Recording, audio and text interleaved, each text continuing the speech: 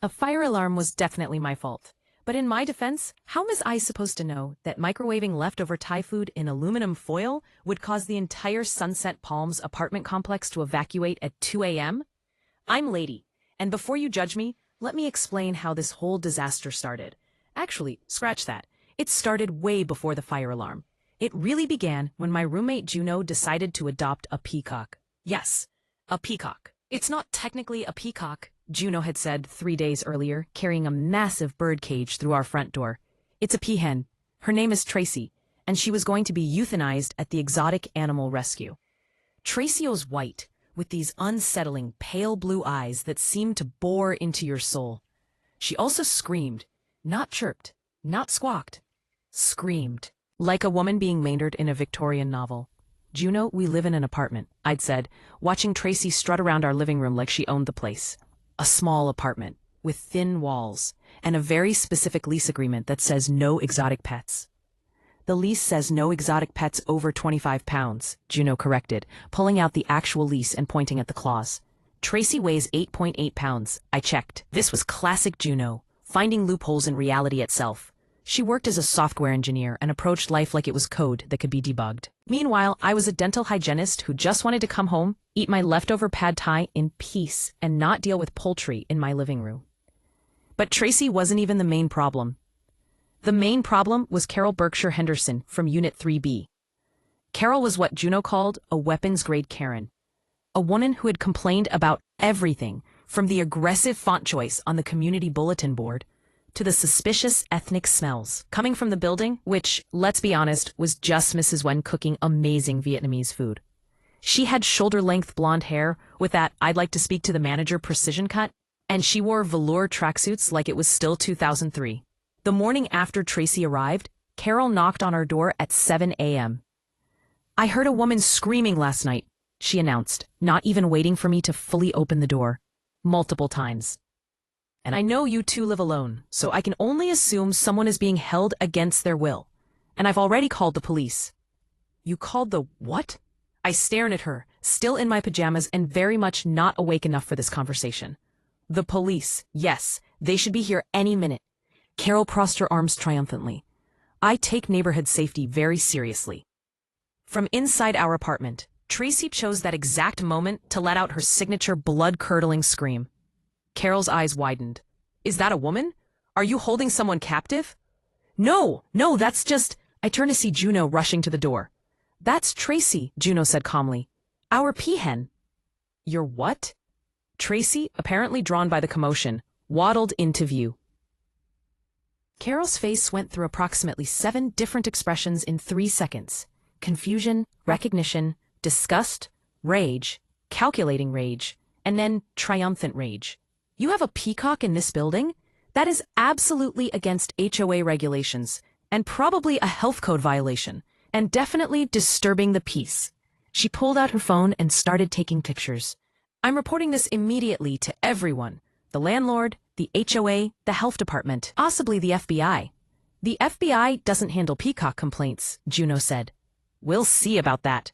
The police arrived 10 minutes later, took one look at Tracy, tried not to laugh, told Carol that owning a peahen wasn't illegal, and left. But the damage was done. Carol had declared war. That's when Schulten got involved. Schulten lived in Unit 2E, right next to us, and he was possibly the chillest person I'd ever met. He was a freelance music producer who worked from home, had a collection of vintage synthesizers that took up half his apartment, and somehow always smelled like sandalwood and good decisions. He also happened to be Juno's ex-boyfriend from college, which sounds awkward but actually wasn't. They dated for about 3 months, realized they were better as friends, and had maintained this weird sibling-like relationship ever since. He knocked on our door around noon that first day, holding 2 iced coffees. "Heard the commotion this morning," he said, handing us the drinks. "Carol's already started a group chat about you guys. Called it Concerned Residents of Sunset Palms." "How are you in this group chat?" I asked. She added everyone in the building. "I'm just lurking for the entertainment value." He pulled out his phone and showed us. The chat was already at 47 messages, most of them from Carol ranting about dangerous wildlife and declining property values. Juno read through them, her expression darkening. "She's trying to turn everyone against us." Not everyone, Schulten said. Henny told her to chill out. Who's Henny? I asked. Henny Park, 4D. You haven't met her yet? She moved in last month. She's a veterinarian, and apparently she thinks Carol's full of it. I looked at the group chat. Sure enough, there was a message from someone named Henny Park that said, actually, peafowl are relatively low-maintenance pets and pose no health risks when properly cared for. Source, I'm literally a vet. Carol had responded with, well, I'm literally concerned about my safety. Henny had replied, from a 9-pound bird? I immediately liked Henny. You should talk to her, Schulten suggested. She might be able to help with the whole HOA situation. Plus, she's cool. She has a 3-legged cat named General Mustard. Over the next 48 hours, Carol filed 9 separate complaints about Tracy. 9. The landlord called us. The HOA sent a strongly worded email. Someone from animal control showed up. Tracy passed inspection with flying colors, which seemed to personally offend Carol. That's when Henny actually showed up at our door. She was petite, maybe 5'2", with dark hair pulled into a messy bun and the kind of confidence that comes from regularly wrestling dogs 3 times your size. She was also wearing scrubs covered in cartoon cats. Hey, I'm Henny, she said. Your neighbor and apparently your only defender in the group chat. Can I meet Tracy?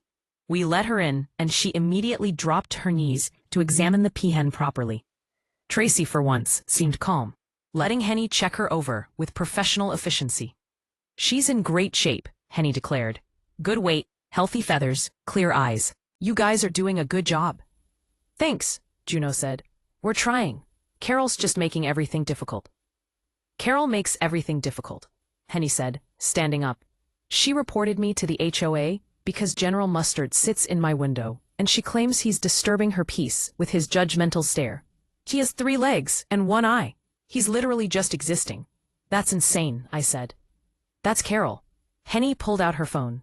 Look, I documented everything about Tracy's care, diet, living conditions, exercise routine. If the HOA comes after you officially, you'll have a vet's testimony that everything is above board. You'd do that? Juno asked. Hell yeah. Carol's been a nightmare since I moved in. Someone needs to stand up to her. Henny grinned. Plus, I love chaos. This is the most fun I've had in weeks. The 3 of us became fast friends after that. Henny started coming over most evenings after her shifts at the animal hospital, and she'd tell us wild stories about the pets she'd treated. Everything from a parrot that only spoke in Shakespearean insults to a hedgehog with an attitude problem. Schulten joined us too, bringing over takeout and entertainment in the form of live updates from Carol's increasingly unhinged group chat messages. She just posted a 2,000-word essay about property values, he announced one night, scrolling through his phone. She cited sources, actual academic sources about noise pollution. About Tracy? I asked, incredulous. No, about me, he said. Apparently my urban music production is lowering the cultural tone of the building. I make lo-fi beats for YouTube channels. The most offensive thing about lo-fi beats is how inoffensive they are. Juno said, we were forming an alliance, and Carol knew it. She ramped up her complaints, not just about Tracy now, but about all of us. She claimed Henny's cat was feral, he wasn't. That Schulten was running an illegal recording studio, he wasn't. And that I was performing unauthorized dental procedures in my apartment. I absolutely was not. We need to turn this around, Henny said one evening, sitting cross-legged on our floor, while Tracy pecked at her shoelaces. Not just defensively, we need to go on offense. What does that mean? I asked nervously. It means we file complaints about her. Legitimate ones. Juno's eyes lit up. Oh, I've already compiled a list. Of course she had. She has a garden gnome on her balcony that's definitely over the size limit specified in the HOA handbook, Juno said, pulling up a document on her laptop. I measured it with my laser measurer. Also, she parks over the line in the parking garage. I have photos. And she's running an unlicensed business from her apartment. The scrapbooking thing? Schulten asked. Yep, you need a business license for that. Also, Henny added, I have video evidence of her letting her nephew feed the ducks at the retention pond with bread, which is explicitly against the HOA rules because it's bad for the ducks' digestive systems. We all stared at her. What? She said. I care about animal welfare. And also, Carol sucks. The next morning, we filed our complaints. By noon, Carol was at our door again, her face the color of a tomato. You reported my gnome? My gnome? That gnome has been in my family for 3 generations. Then I'm sure your family can keep it in a location that complies with HOA regulations, Juno said with devastating politeness. And my scrapbooking business is hobby-based. I barely make any money and rest quietly, and bread is fine for ducks. Actually, it causes a condition called angel wing that can permanently damage their ability to fly, Henny said cheerfully. But sure, keep feeding them Wonder Bread and see what happens. Carol's eye twitched. You people have made a powerful enemy. We're terrified, Juno deadpanned. After Carol stormed off, I turned to everyone. Okay, that was satisfying. But I feel like we just poked a bear. More like a Karen, Schulten said. And yeah, she's definitely going to retaliate. She did. The next day, all 4 of us received a notice that the HOA was conducting an emergency inspection of our units due to multiple concerns about living conditions and potential violations. This is Carol's doing, Henny said, reading her notice. She somehow convinced the HOA board that we're all running some kind of illegal animal sanctuary / recording studio / dental practice. That's ridiculous, I said. Of course it's ridiculous, but the HOA has to investigate anyway because she filed formal complaints. Henny looked around at all of us. They're coming tomorrow at 9 a.m. We have less than 24 hours to make sure our places are spotless. Mine's fine, Schulten said, unless they count synthesizers as a violation. Mine's okay, except for General Mustard's litter box situation, Henny admitted. He's particular about litter brands. And I'm currently testing 3 different types, so I have 3 boxes set up. Juno and I looked at each other, then at our apartment, which currently looked like a bird bomb had exploded in it. We're screwed, I said. No, we can do this, Juno insisted. We just need a plan. And help. That's how all 4 of us ended up spending the entire evening in deep cleaning mode. Schulten brought over his label maker and started organizing all of Tracy's supplies with military precision. Henny consolidated the litter boxes and gave our place a professional once-over to make sure everything met veterinary standards. Juno built a special Tracy corner that looked intentional and organized, rather than like a bird explosion. Around 10 p.m., there was a knock at the door. I opened it to find a tall, willowy woman in her 60s with silver hair in a long braid and the most spectacular collection of turquoise jewelry I'd ever seen, period. Hi, she said. I'm Linnea from 3E. I heard through the grapevine that Carol's causing trouble again. Again? Schulten asked. Oh, honey, Carol's been causing trouble since before you all moved in. She tried to get me evicted 2 years ago because I practice yoga on my balcony, and she claimed I was performing occult rituals. Linnea slept into our apartment like she owned the place. I brought supplies. She set down a bag that contained incense, sage, crystals, and most importantly, industrial-strength cleaning supplies. I don't know if you believe in energy cleansing, Linnea said, but I definitely believe in Mrs. Meyer's all-purpose cleaner, and your baseboards need it. Linnea was a retired art teacher who now made pottery and sold it at local craft fairs. She also, apparently, had been collecting documentation on Carol's behavior for years. She's violated HOA rules at least 15 times that I know of, Linnea said, pulling out an actual binder. I keep records. You never know when you'll need them. That's the most paranoid and also the most helpful thing I've ever seen, Juno said admiringly. Dealing with Carol teaches you to be prepared, Linnea replied. Now let's make this place inspection ready. With 5 of us working together, the apartment came together beautifully. By 11 p.m., it was spotless. Tracy had a perfect corner with all her documentation displayed prominently. Everything looked professional and well-maintained. We did it, I said, collapsing on the couch next to Schulten. The place looks amazing. Tracy looks well cared for. We have all her documentation. We're going to be fine. I'm starving, Henny announced. Did anyone eat dinner? We all looked at each other and realized none of us had. I've got leftover Thai food in the fridge, I said, getting up. Let me heat some up. That's when everything went wrong. I grabbed the Thai food container, aluminum, because the restaurant was old school, and without thinking, still exhausted and running on adrenaline, I popped it directly in the microwave and pressed start. Lady, wait. Linnea started, but it was too late. 30 seconds later, there were sparks, then smoke, then flames, then the loudest alarm I'd ever heard in my life. Tracy, startled by the alarm, started screaming. The sprinklers in our unit activated, drenching all of us instantly. The microwave, Juno yelled. but I was already lunging for it. Schulten grabbed our fire extinguisher and sprayed the microwave, sending a massive cloud of white powder everywhere. It coated everything. Us, Tracy, our now soaking wet, spotlessly clean apartment, Linnea's turquoise jewelry, Henny's cartoon cat scrubs.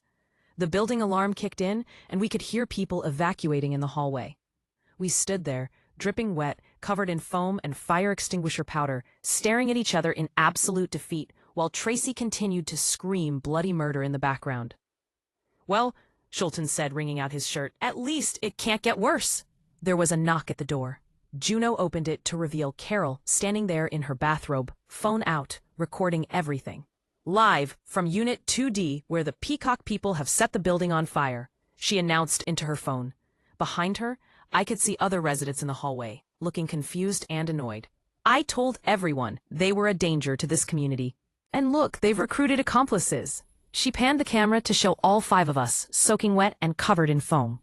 "It's not a fire. It's just, I started. The fire department is on their way," Carol continued, ignoring me entirely. "And I'm sure they'll be very interested in the fact that you're keeping illegal livestock in a residential building." "Peahens aren't livestock," Juno shouted. "And for the record," Linnea said, stepping forward with all the authority of someone who had dealt with Carol's nonsense for years. "That phone recording? You're filming inside someone's private residence without permission. That's actually illegal." Carol's triumph faltered slightly. "I'm documenting evidence of—" "You're harassing your neighbors," Linnea continued. "Again. And I have documentation of every single time you've done this to me and others in this building. I have rights." "So do we," Henny added. "And one of those rights is not being harassed by someone who clearly has too much time on her hands." The fire department arrived within minutes. They were very professional about the whole thing, though I caught a couple of them trying not to laugh at the sight of us. The fire chief gave us a lecture about cooking safety and checking containers before microwaving them. One of the younger firefighters asked to take a selfie with Tracy, who had finally calmed down and was now preening in the attention. "Is that actually a peacock?" he asked. "Peahen," Juno corrected automatically. "That's so cool. My mom loves birds."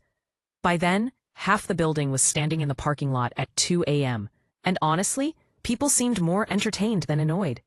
Mrs. Nguyen appeared with containers of spring rolls and started handing them out. Patterson from 5F said this was the most exciting thing since someone's kid drove a scooter through the lobby fountain. The college kids from downstairs were taking photos with Tracy for their Instagram stories. And Carol? Carol was trying to maintain her outrage, but people were actively ignoring her now. When she tried to restart her live stream, Mrs. Kim from 4C literally walked in front of the camera and started talking about her snake's diet. "She needs attention," Linnea murmured to us. "That's her whole deal. She doesn't get enough attention in her real life, so she creates drama to feel important." "That's sad," Henny said. "It is," Linnea agreed, "but it doesn't excuse her making everyone else miserable." The fire department cleared us to go back inside around 3 a.m. Our apartment was a disaster. Wet, covered in fire extinguisher residue, with a destroyed microwave and a very confused peahen. "I'll help clean tomorrow," Schulten said, looking exhausted. "Or today, I guess, since it's technically morning." "Me too," Henny added. "I've got pottery class at 11, but I can come by after," Linnea said. They all left, and Juno and I stood in the middle of our destroyed apartment. "I'm really sorry," I said. "This is all my fault." "Lady, you made a mistake. We all make mistakes." Juno put her arm around my shoulders. "At least Carol didn't get to see us fail. We failed spectacularly and publicly, but on our own terms. That's a weird way to look at it. I'm a weird person." The HOA inspection was rescheduled for the following week. We spent the next several days cleaning with help from our new friends. Schulten brought over a playlist of calming music that even seemed to soothe Tracy. Henny gave us tips on removing fire extinguisher residue. Apparently, it's harder than you'd think. Linnea brought over some of her pottery for us to display, saying it would class up the place. When the inspector finally came, a tired-looking man named Gerald, he took one look around and sighed. "Look, I've read all the complaints from both sides," he said. "The gnome situation, the scrapbooking business, the peahen, the parking, the bread for ducks, the yoga on the balcony. Honestly, I don't care about any of it. Just follow the basic rules. Keep your pets under control during reasonable hours, and please stop filing complaints about each other." "What about Carol?" I asked. "She's the one who—" Miss Berkshire Henderson has filed 47 complaints in the last 2 years, Gerald interrupted, against 23 different residents. At a certain point, we have to consider the source. So Tracy can stay? Juno asked carefully. The peahen is properly documented, healthy according to the vet report, and technically within the weight limit. Yes, she can stay. After he left, Juno texted our group chat, the real one, not Carol's concerned residence one. Within 10 minutes, everyone was at our door. We won, Henny announced, bringing champagne. We survived, Linnea corrected. There's a difference. I'll take it, Chilton said. We celebrated on our balcony that evening, watching the sunset. Tracy was perched on the railing, making her soft cooing sounds. For once, everything felt peaceful. You know what's funny? Chilton said. Carol actually did us a favor. We probably never would have met otherwise. That's a very generous interpretation, I said. But not wrong, Henny added. I mean, I'd lived here 2 months, and you guys are the first real friends I've made. Same, Linnea said. And I've been here 2 years.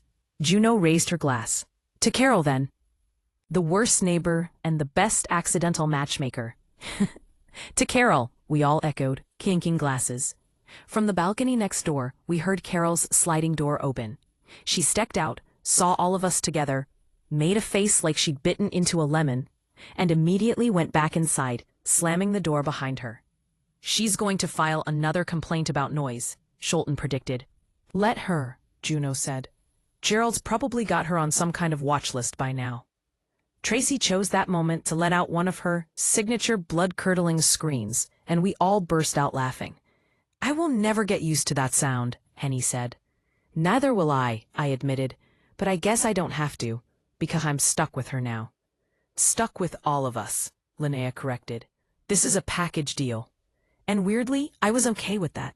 2 weeks later, Carol's nephew accidentally released a dozen helium balloons from her balcony during a birthday party, which violated the HOA's environmental protection policy. Linnea documented it, of course. Gerald sent Carol a warning letter. The concerned residents of Sunset Palms group chat went quiet after that. Our group chat, on the other hand, became more active than ever. Chilton posted pictures of his breakfast. Henny shared X-rays of weird things pets had swallowed. Linnea sent inspirational quotes and pottery photos. Juno shared Tracy memes. Life at Sunset Palms settled into a new normal. Louder, weirder, and infinitely more chaotic than before. But also more fun. One evening, about a month after the fire alarm incident, I was sitting on the balcony with Juno, when Tracy hopped up next to me and settled down, tucking her head under her wing. I think she likes you, Juno said. She tolerates me, I corrected. There's a difference. Take the win, lady. From Chilton's apartment, we could hear the mellow beats of whatever track he was working on. From Henny's window, General Mustard watched us with his one good eye. From Linnea's balcony, we could smell whatever incense she was burning that day. And from Carol's apartment, silence. You know, I said, I used to think I wanted a quiet life. And now? Juno asked. Tracy woke up and screamed directly in my face. Now, I think quiet is overrated. Juno laughed, and somewhere in the building, Carol probably filed another complaint, but we didn't care.